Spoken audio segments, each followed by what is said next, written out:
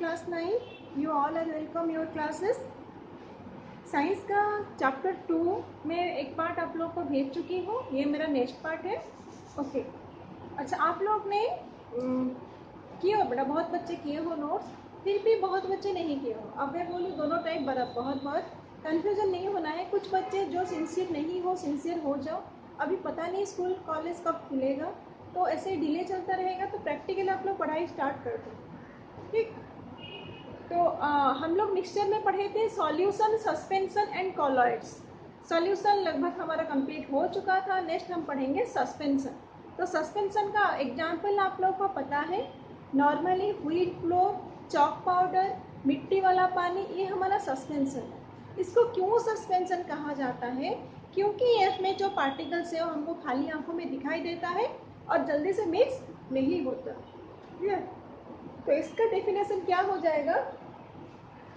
It is a heterogeneous mixture. First of all it is heterogeneous. याद रखना ये क्या है?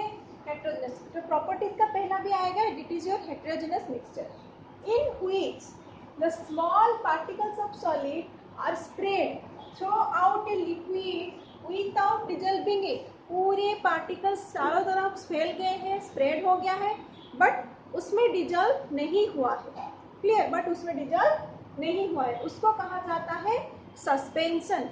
Okay, what are the examples of suspension? Chalk powder in water. It is a solution of chalk powder in water. अब आप school में चौक से तो पढ़ाते ही हैं. चौक बहुत सारा पाउडर इकट्ठा हो जाता है, उसको लेकर पानी में जब मिक्स कर दोगे, क्या ये पानी भीजी पानी में चौक पाउडर दिखेगा कि नहीं दिखेगा? चौक पाउडर दिखेगा. ठीक है. चौक पाउडर क्यों दिखेगा? क्योंकि ये हमारे पानी में डिजॉल्व नहीं होता है. समझ में आ गया? तो ये किस टाइप का सॉल्यूशन में आएगा? सस्पेंशन में. नेक्स्ट है हमारा मडी वाटर. देखो अभी तो बारिश का मौसम चल ही रहा है, बाहर चारों तरफ कीचड़. अब देखो जब मिट्टी वाला रास्ता है उसमें से पानी अगर इकट्ठा हो गया है, उसमें से हम पानी लेके आएंगे और थोड़ी देर के बाद रखने के बाद क्या पानी पूरा क्रिस्टल क्लियर हो जाएगा? नहीं होगा, क्योंकि नीचे क्या हो जाता है, उसमें मिट्टी जम जाता है. जब उसके नीचे मिट्टी जम जाएगा और पूरा अच्छे से मिक्स नहीं होगा, पानी थोड़ा सा विजिबल होगा लेकिन थोड़ा सा मिट्टी ही रहेगा, क्योंकि उसके पार्टिकल्स थोड़ा सा बड़ा है और डिजॉल्व नहीं होता है. उसी तरह से फ्लोरीन वाटर, आटा पानी में मिलाना, और milk of magnesia. Milk of magnesia क्या है? You will know about that. This is your magnesium hydroxide. This is your magnesium hydroxide. कहाँ पे यूज किया जाता है? Remedy for acidity. It is use as antacid. और यू सी द एंटासिड, उसका कैसा होता है? पिंक कलर थिकनेस या तो व्हाइट कलर इस टाइप का होता है. तो ये भी पानी में मिक्स नहीं होता है. Clear? These all are the examples of suspension. Next हम पढ़ेंगे what are the properties. Okay. तो प्रॉपर्टीज में हमने वो पढ़ा था,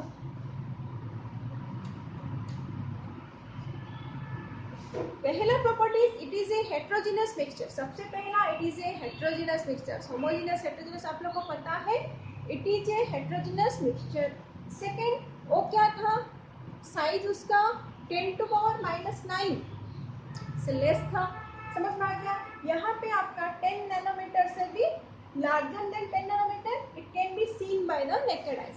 हम इसको खाली आंखों में इजीली देख सकते हैं. अब पानी में हमने सैंड या मिट्टी कुछ भी डाल दिया है, हमको दिखता है बाहर से, कांच की ग्लास है तो दिखेगा. ओके. क्यों दिखेगा? क्योंकि ये पार्टिकल्स का साइज बड़ा है और ये साइज हमारा क्या है?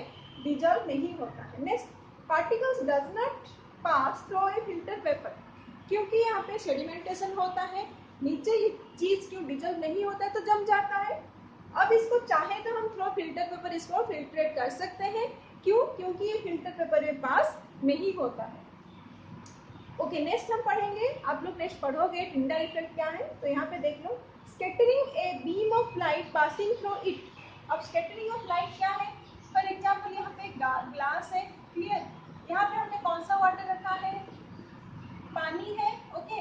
और यहाँ पे हमारा क्या है? मिट्टी है. अब यहाँ पे एक लाइट हम शो करेंगे. ओके. अब लाइट यहाँ से जाएगा टॉर्च से, हम इसका स्विच को ऑन करेंगे तो क्या होगा? ऐसे पाथ जाएगा. अब इसके अंदर की पाथ भी आपको विजिबल होगा. क्यों होगा? क्योंकि पार्टिकल का साइज बड़ा है. जब रे ऑफ लाइट इसमें टकराते हैं और स्कैटर हो जाता है. लाइट स्कैटर होने के वजह से वो बीम ऑफ लाइट आपको दिखाई देता है। This is known as your Tyndall effect. आगे आप पढ़ोगे टिंडल इफेक्ट। ओके, तो these are all about the properties of a suspension। अब हम नेक्स्ट पढ़ने जा रहे हैं कॉलर्स। ओके, तो हमारा ग्रुप एक्टिविटी हुआ था ग्रुप बी में, हम लोगों ने बोल दिया था कि ये सॉल्यूशन हमारा क्या है, कॉलर्स। तो कॉलर्स एक्चुअली क्या है, ये इस टाइप का चीजें है, आपको देख के लगेगा ये पानी में जैसे जैसे इंक है, ब्लड है। ओके, इसको हम पानी में मिलाएंगे तो धीरे धीरे उसका गाढ़ापन क्या हो जाएगा, कम होता जाएगा, फीका होता जाएगा, और पानी में ऐसे लगेगा कि पूरा अच्छे से मिल गए है कि नहीं, ऐसे लगेगा it is A type of homogeneous mixture. But ये होमोजेनियस मिक्सचर नहीं है, ये टाइप का हेट्रोजेनियस मिक्सचर है। ठीक है, तो इसका डेफिनेशन क्या हो सकता है, fine it is a kind of solution in which the size of solid particles is intermediate between solution and suspension. ये किसके बीच में रह गया है, सॉल्यूशन के और सस्पेंशन के बीच में रह गया इसका पार्टिकल्स का साइज। ठीक है, तो आपको लगेगा कि ना ये सस्पेंशन है ना ये सॉल्यूशन है, ये उसके बीच वाला जो सब्सटेंस आ जाता है उसको कहा जाता है कॉलर्स। राइट, फॉर एग्जांपल आपका milk, ink, blood, soap solution, jelly, these are the examples of solids। okay, exam point of view के लिए ये बहुत इंपॉर्टेंट है, आप लोग को पूछ सकता है, ऐसे फिल इन द ब्लैंक्स में आ सकता है, शॉर्ट नोट्स आ सकता है। ठीक है, अब वहाँ जाएंगे हम इसके ऊपर, इसके प्रॉपर्टीज।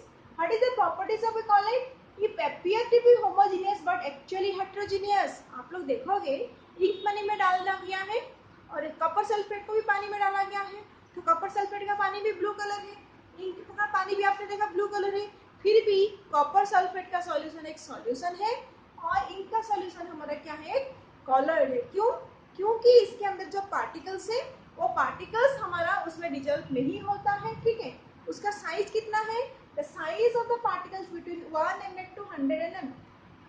हम लोग जो पढ़े थे सस्पेंशन, उसमें पार्टिकल्स का साइज 10 mm नहीं है, 100 mm है, nanometer. Clear, in the diameter, ये डायमीटर के हिसाब से नापा जाता है। तो पार्टिकल का साइज यहाँ पे क्या हो जाएगा, it takes place the size in between 1 mm to 100 mm।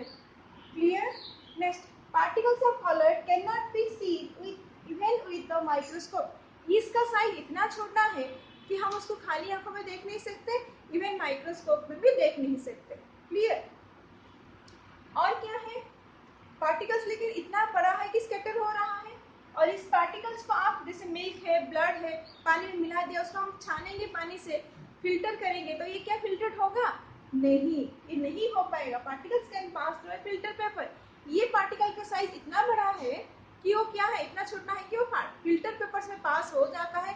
That means physically अगर हम चाहेंगे इसको फिल्ट्रेशन प्रोसेस में सेपरेट नहीं कर सकते। Clear, and it's scatter A beam of light passing through it. ये बार बार मैं आप लोग को पढ़ रही हूँ बेटा, ये कौन सा इफेक्ट है, टिंडल इफेक्ट में आपको बोली थी, नेक्स्ट पढ़ेंगे। What do mean by Tyndall effect, it is A effect discovered by a scientist according to the name, this effect is known as your Tyndall effect। then what is Tyndall effect, जब भी हमारा light कोई solution के अंदर से pass on होकर जाता है, यहाँ से लाइट पास ऑन हुआ, ठीक है, धीरे धीरे ये लाइट ऐसे करके जाएगा। क्लियर, अगर ये सॉल्यूशन है, तो यहाँ से यहाँ तक आपको लाइट दिखेगा, यहाँ से यहाँ दिखेगा, यहाँ पे कुछ नहीं दिखेगा, there is no visibility. But in case of a colloid and suspension what happened, पार्टिकल्स का साइज 1 नैनोमीटर से बड़ा होने की वजह से लाइट पार्टिकल्स के टकराता है, और क्या होता है, धीरे धीरे पार्टिकल्स टकराने के बाद लाइट स्कैटर करता है, और उस वहाँ पे लाइट बीम ऑफ लाइट दिखाई देता है। क्लियर, वहाँ पे बीम ऑफ लाइट दिखाई देता है। देखो आपकी बुक में बहुत सारे एग्जाम्पल्स दिया है। फॉर एग्जाम्पल, अब सर्दी के मौसम में आप लोग की क्लास में असेंबली होता है, ये सुनो, असेंबली के टाइम में जब एकदम कोहरा हो गया है, धूप बिल्कुल भी नहीं है, फिर धीरे धीरे जब आप असेंबली करते करते धीरे धीरे क्या हुआ, धूप निकला, और आप पेड़ के नीचे हो, पेड़ में बहुत बड़ा क्या है, पूरा का पूरा घना है पत्ता, वो पत्ते के बीच में कहीं कहीं छोटा सा गैप है जहाँ से सूरज आपको दिख रहा है। जब सूरज निकलेगा तो क्या होगा, ऐसे लगेगा उस पत्ते के अंदर से कुछ ऐसे रे आ रही है, थोड़ा धुआं धुआं सा दिखेगा। This effect is your Tyndall effect. Clear. सर्दी के मौसम में कब हमेशा आप लोग देखना कहीं पे भी जब फॉग क्लियर होने के बाद सूरज निकलता है तो धीरे धीरे सूरज का जो रोशनी जिस लाइन में गया है उस लाइन में आपको क्या दिखेगा, बहुत सारा जैसे पार्टिकल्स ऐसे घूम रहे उस लाइन रे में। बाकी जगह जैसे यहाँ पे है, अगर यहाँ पे घर में कहीं छेद होता सूरज आता तो उसके अंदर पार्टिकल्स आपको दिखते, ऐसे हमको नहीं दिखाई दे रहा है। क्लियर। और किसके वजह से दिखते हैं, क्योंकि लाइट टकराता है पार्टिकल से, उसके बाद वो लोग क्या करते हैं, लाइट स्कैटर करते हैं। स्कैटर ऐसे स्कैटर हो जाता है तो आपको वो लाइट दिखाई देता है। This is known as your beam of light. जो बीम ऑफ लाइट उसके अंदर जाती है दिखाई देता है। इस इफेक्ट को कहा जाता है टिंडल इफेक्ट। इस इफेक्ट को क्या कहा जाता है, टिंडल इफेक्ट। ओके, नेक्स्ट इज, अच्छा इसका प्रॉपर्टीज कंप्लीट हो गया। अब हम देखते हैं नेक्स्ट हमारा क्या है, the components of colloidal solution.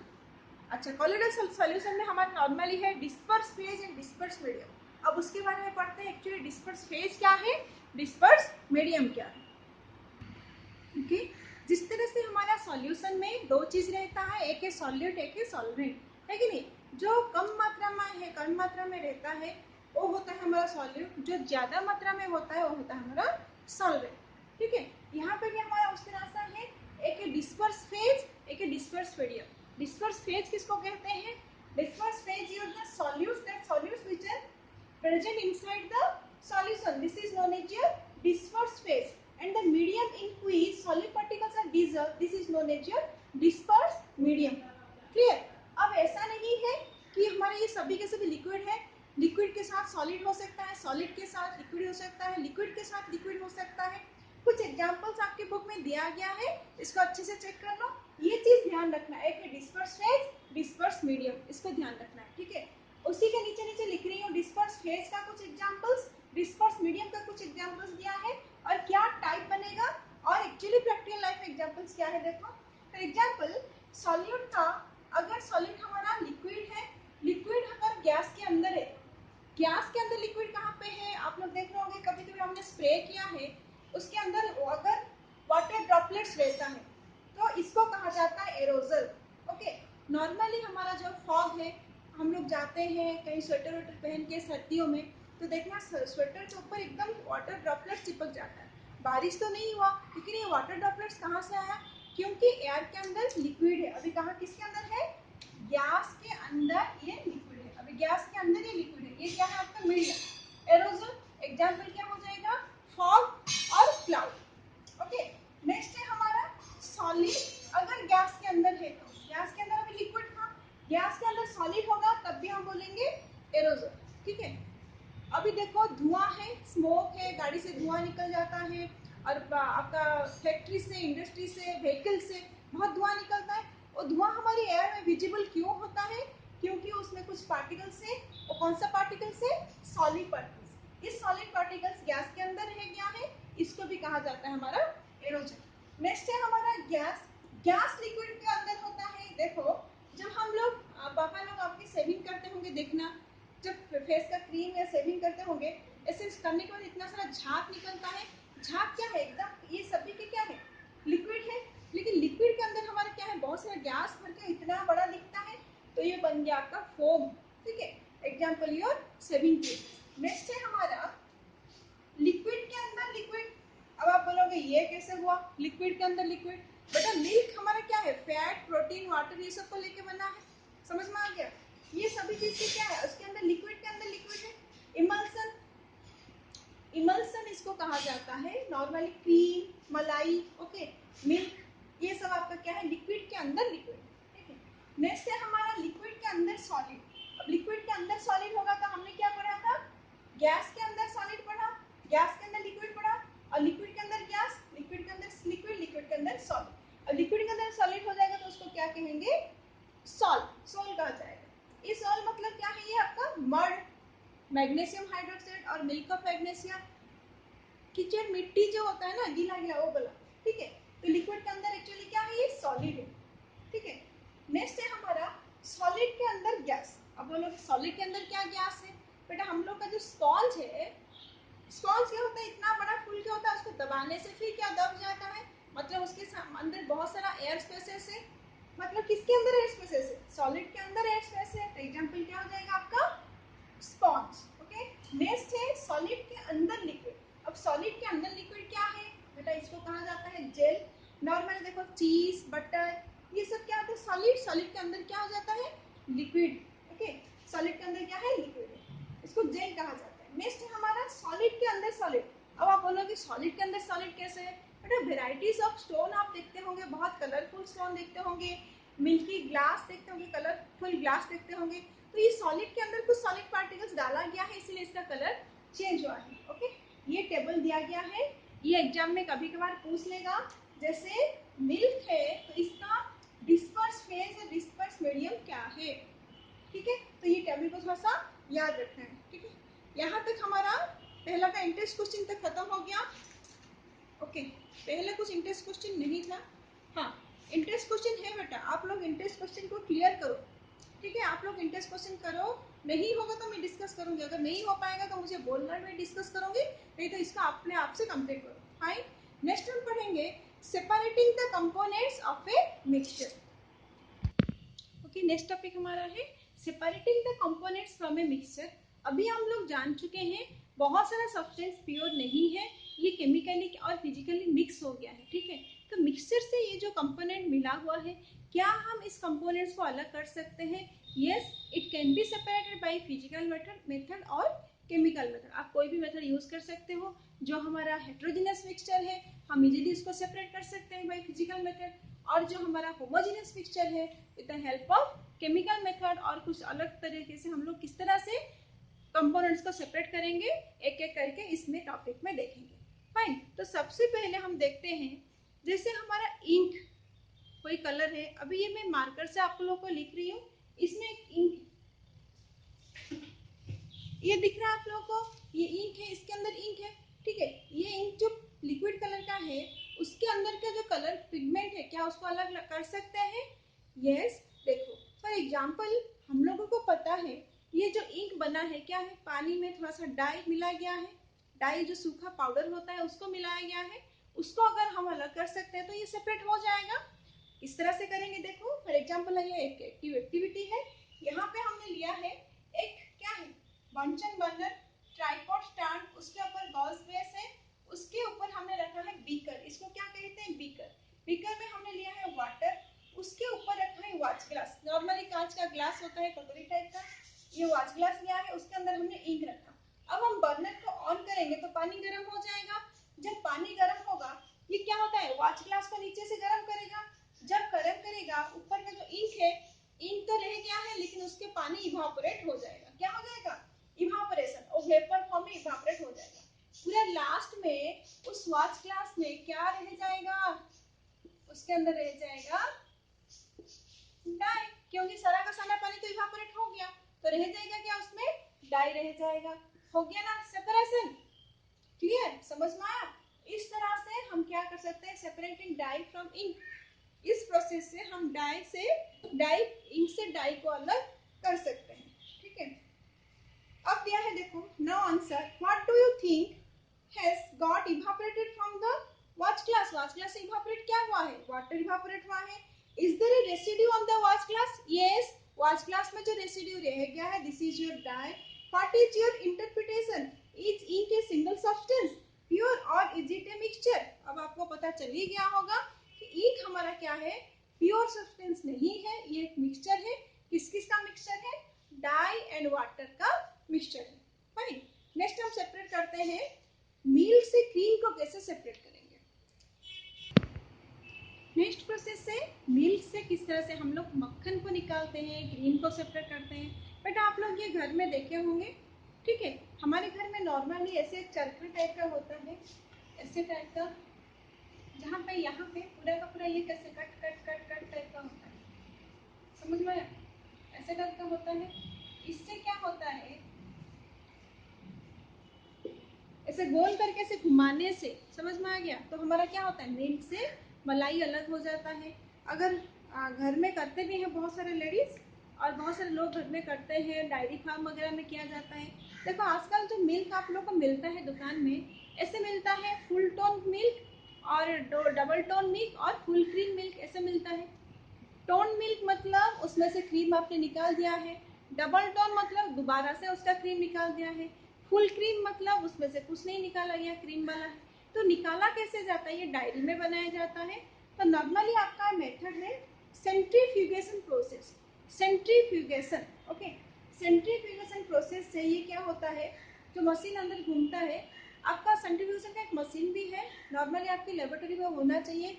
ये नॉर्मली हमारा ब्लड टेस्ट, यूरिन टेस्ट में सभी में काम आता है, ठीक है। तो आप लोग नॉर्मली ये देख लो, और कृष्णा तो देखते ही होंगे, सभी कार्टून वगैरह देखते होंगे। तो कृष्णा में हमेशा कृष्ण को क्या पसंद है, माखन खाना।